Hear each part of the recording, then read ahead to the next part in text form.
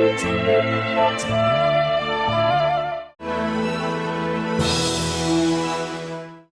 Back to கைரான் வழங்கும் யுவா யுகத்தை ஆழ்வது யுவ சக்தி. இன்னைக்கு நம்ம லாஃப்டர், சிரிப்பு, நகைச்சுவை இதெல்லாம் எவ்வளோ தூரம் வாழ்க்கைக்கு அவசியமா இருக்கு அப்படின்றத பத்தி பேசிட்டு இருக்கோம். இதை பத்தி பேசுறதுக்காக ரொம்பவே அப்ராப்ரியேட்டான ஒரு கெஸ்ட் வந்திருக்காரு.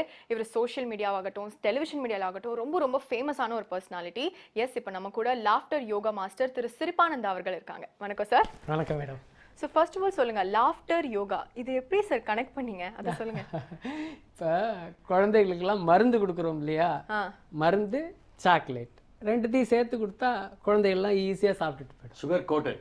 Sugar gated medicine, that's all. Okay. So உங்களுக்கு சிரிப்பானந்தாங்கிறது நீங்களே வச்சுக்கிட்ட பேரா? அப்படிதான் கிட்டத்தட்ட. நான் ஒரு டாக்டர்கிட்ட போயிட்டு இருந்தேன். என்னோட இதெல்லாம் பார்த்துட்டு, ஃபேஸ் எல்லாம் பார்த்துட்டு, உங்கள் பேர் என்ன அப்படின்னு கேட்டேன். சம்பத் சார் அப்படின்னு. சம்பத்தெல்லாம் இருக்க முடியாது, இப்படி இருந்தால் ஏதாவது ஒரு ஆனந்தாவாக தான் இருக்க முடியும் அப்படின்னு. சரி, சிரிப்பானந்தான்னு வச்சுக்கோங்களேன் அப்படின்னு. அதுக்கப்புறம் எல்லாரும் சொல்ல ஆரம்பித்தாங்க, நானும் சொல்ல ஆரம்பிச்சிட்டேன். ஸோ இப்போ இந்த லாஃப்டர், யோகா, இந்த சிரிப்புங்கிறது எவ்வளோ தூரம் மக்களோட ஸ்ட்ரெஸ்ஸை வந்து கம்மி பண்ணுதுன்னு நீங்கள் நினைக்கிறீங்க சார்? நிஜமாக ரொம்ப நிறைய. இப்போ ஒரு விஷயம் வெளியில் போயிட்டாலே நம்மளை வந்து முறுக்கி மைண்டு, உடம்பு எல்லாத்தையும் முறுக்கி விட்டுறாங்க. ஸோ இதுக்கு வந்து இந்த சிரிப்பை தவிர வேறு எதுவுமே அதை இழக்க முடியாது. இந்த சிரிப்பு யோகாங்கிறது ரெண்டு இருக்குது, சிரிப்பு இருக்குது, யோகா இருக்குது. ரெண்டுமே வந்து மனசையும் உடம்பையும் இலகுவாக்குறது தான்.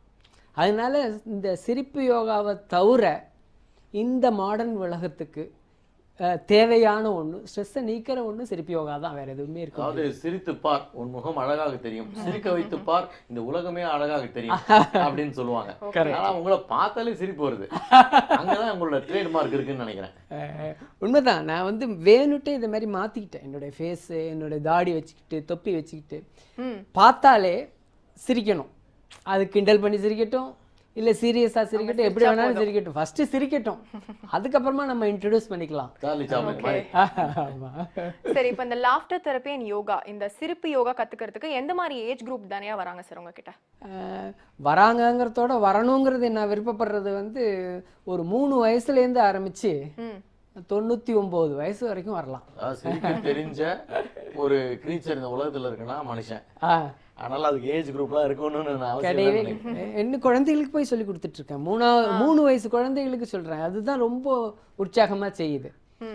ஆனா நீடுன்னு பாக்குறப்ப பாத்தீங்கன்னா யங்ஸ்டர்ஸ் தான். யங்ஸ்டர்ஸுக்கு தான் ரொம்ப ரெக்யர்மெண்ட். இந்த ஏஜ்ல வந்து அவங்களுக்கு வேற எதுவுமே வழி இல்லை, முழுக்க ஸ்ட்ரெஸ்ல இருக்காங்க. ஸோ ரொம்ப நீடு யாருக்குன்னு பார்த்தா யங்ஸ்டர்ஸ்க்கு தான்.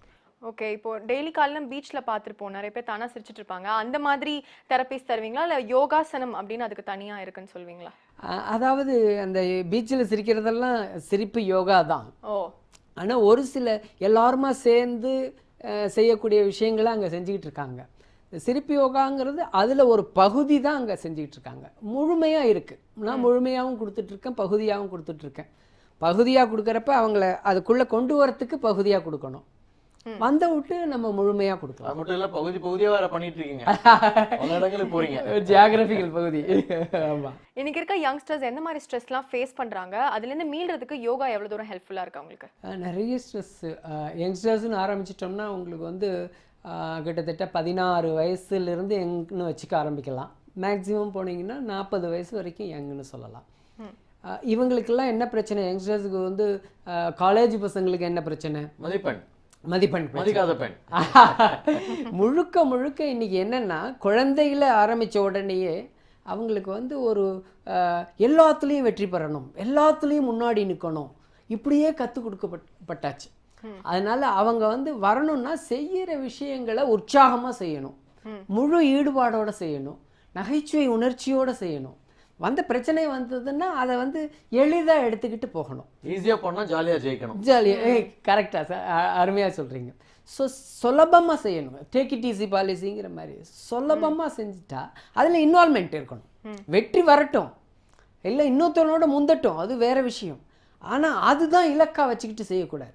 நம்ம செயல்களை இப்போ பார்த்தீங்கன்னா எல்கேஜி பசங்களுக்கு என்னென்ன class, dance class, Hindi class, music class, karate class, இதை தவிர டிவி ப்ரோக்ராமுக்கு போய் வேறு பயிற்சி எடுத்துக்கிட்டு வந்துட்டுருக்கான்.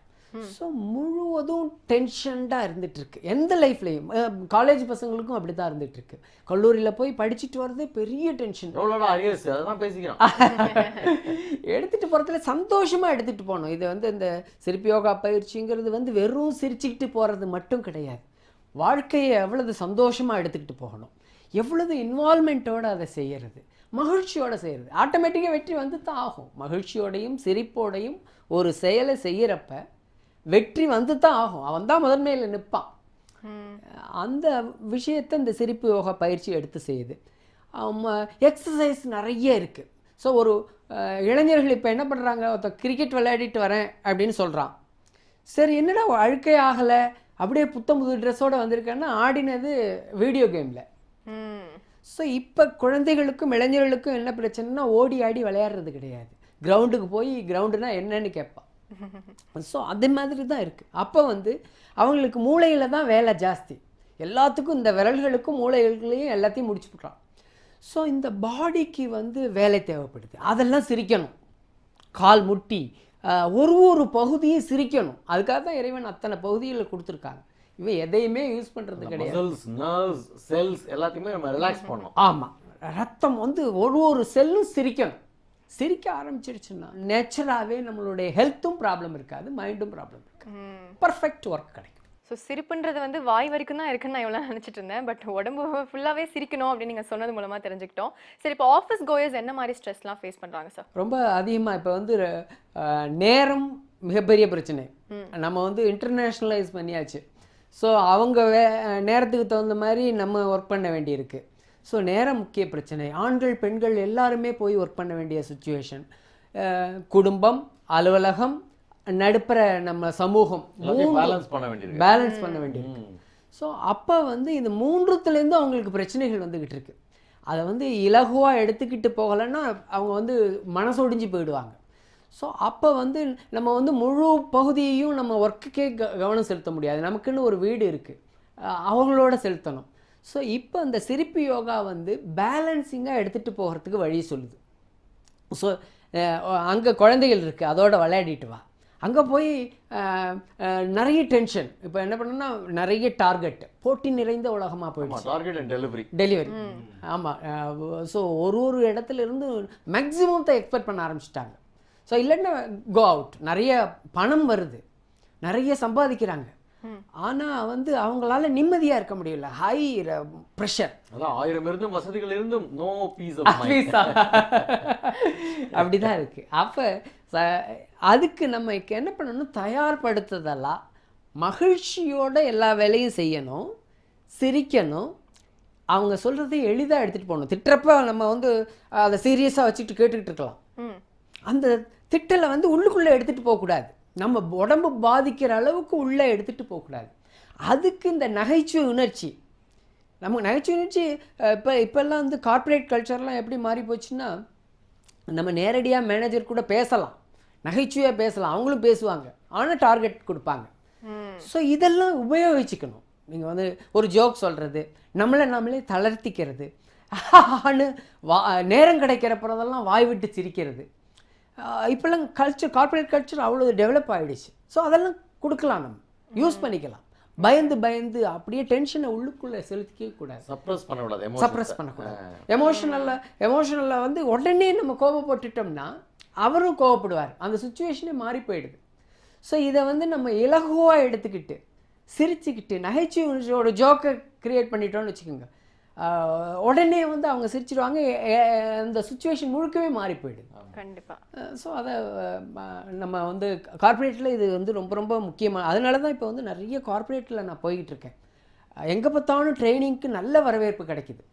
ஸோ ஒரு யங்ஸ்டர்ஸ் இருக்காங்களே, அதுவும் சாஃப்ட்வேர் சம்மந்தப்பட்ட துறையில் முழுக்க மென்டல் டென்ஷன் ஜாஸ்தி. சிந்திக்க தெரிந்த மனிதனா சிரிக்க தெரிந்த மனிதனா மாத்துறீங்க, ஞாபகப்படுத்துறீங்க, அவ்வளவுதான். ஸோ நீங்க நிறைய கார்ப்பரேட்ஸ்க்கு வந்து ட்ரைனிங் கொடுக்குறீங்க அப்படின்னு சொன்னீங்க. என்ன மாதிரி ப்ரோக்ராம்ஸ்லாம் ஆக்டிவிட்டீஸ்லாம் உங்களுக்கு கொடுப்பீங்க சார்? நிறைய, அதாவது ஒரு டாபிக் வச்சுக்கிறது. இப்போ வந்து creativity through laughter yoga, stress relief through laughter yoga, leadership through laughter yoga, time management through laughter yoga. Time management கூட நம்ம லாஃப்டர் யோகா மூலமாக பண்ணலாம். Decision making through laughter yoga. அதான் லீடர்ஷிப்பில் கிட்டத்தட்ட டிசிஷன் மேக்கிங் வந்துடுது. கிரியேட்டிவிட்டி. ஸோ ஒரு விஷயத்தை இன்னைக்கு வந்து creativity is very very important. யார் ஹாப்பியாக இருக்கணும் அவன் தான் கிரியேட்டிவாக இருப்பான். கண்டிப்பாக அதுதான். அது வந்து ஒரு இப்போல்லாம் என்ன, சிரித்தவங்க வந்து க்ரியேட்டிவிட்டியாக இருக்க மாட்டாங்க, சீரியஸாக இருக்க மாட்டாங்க, அதனால் வந்து வேலையெல்லாம் கெட்டு போயிடும் அப்படின்னு நினச்சதெல்லாம் முன்னாடி காலம். அது மாதிரி டிஃப்ரெண்ட் ஏஜ் குரூப்புக்கு இப்போ வந்து டிஃப்ரெண்ட் ட்ரைனிங் கொடுத்துட்ருக்கேன்.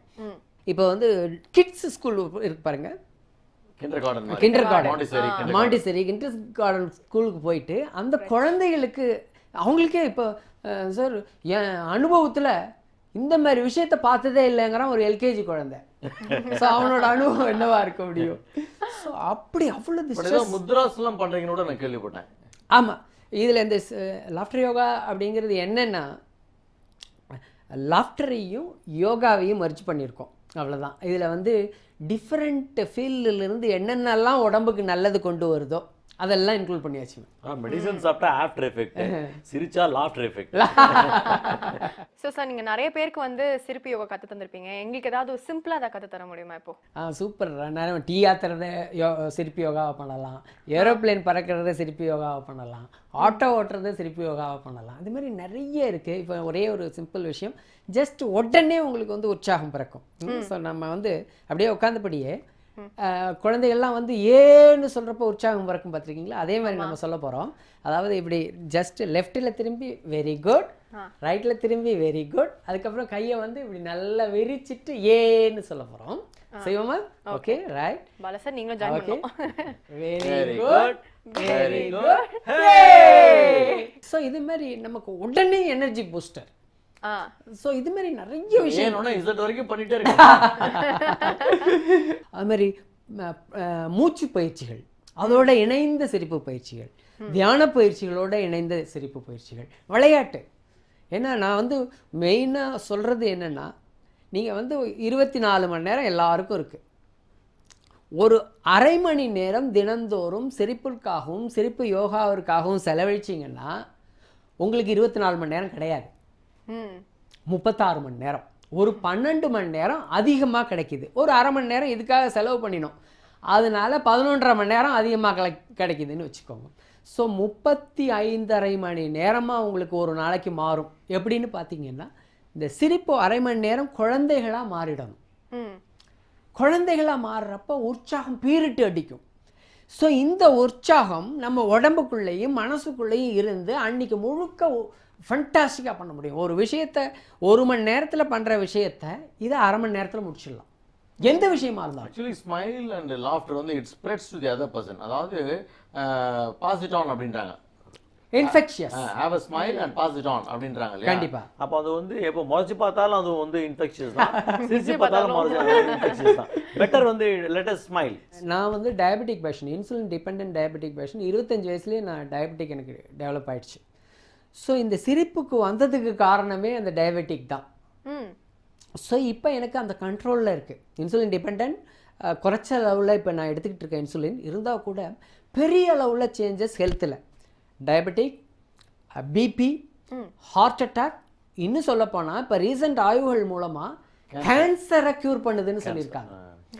So cure, it is not இது தட் இஸ் எக்ஸ்டென்ஷன் இல்லை, க்யூர் பண்ணுது, கேன்சர் செல்களையே அழிக்குது அப்படின்னு சொல்கிறாங்க. செல்ஸ் எல்லாம் பியூர் ஆயிடுது, ஆட்டோமேட்டிக்காக வியாதி க்யூர் ஆயிடுது. Pure and cure. This is proved in foreign. சில விதமான கேன்சர் எல்லாத்தையும் இன்னும் டெவலப் பண்ண முடியல. அது என்ன ஆகுது, ரத்தமே மாறி போகுது. ஸோ அதனால வந்து ஒரு உற்சாகத்தை கிளப்புறதுனால ஒரு சிரிப்பு யோகா டெய்லி பண்ணிக்கிட்டு இருந்தோம்னா, ஒரு 1/4 மணி நேரம் அரை மணி நேரம் பண்ணிக்கிட்டு இருந்தோம்னா ஹெல்த்துக்குள்ள எந்த வியாதியும் இருக்காது. பிளாக்ஸ், ஹார்ட் பிளாக்ஸ், அதெல்லாம் பிளாக்ஸே இல்லாமல் போயிடும். ஸோ உள்ளங்காலிலிருந்து உச்சந்தலை வரைக்கும் ஏதானும் ஒரு பகுதியில் பிரச்சனை இருக்குன்னா ஒரு அரை மணி நேரம் செய்யுங்க. நான் இதை வந்து தெரப்பியாக எடுத்துகிட்டு போகிறது இல்லை. ஏன்னா முழுமையாக இருக்கணும். தெரப்பின்னா எனக்கு சார் டயபெட்டிக் இருக்குது சார் அப்படின்னு ஒரு 4 இதை சொல்லித்தர சொல்லுவான், அதை செஞ்சுட்டு போயிடுவோம், அது முழுமையாக இருக்காது. ஆனால் இந்த லாஃப்டர் யோகாவை முழுமையாக பண்ணுறப்ப எல்லா வியாதிகளும் ஓடி போயிடுது. ஒரு ஹோலிஸ்டிக் சொல்யூஷன் கொடுக்குறீங்க. ஹோலிஸ்டிக் அண்ட் ஹோலிஸ்டிக் ரெண்டுமே.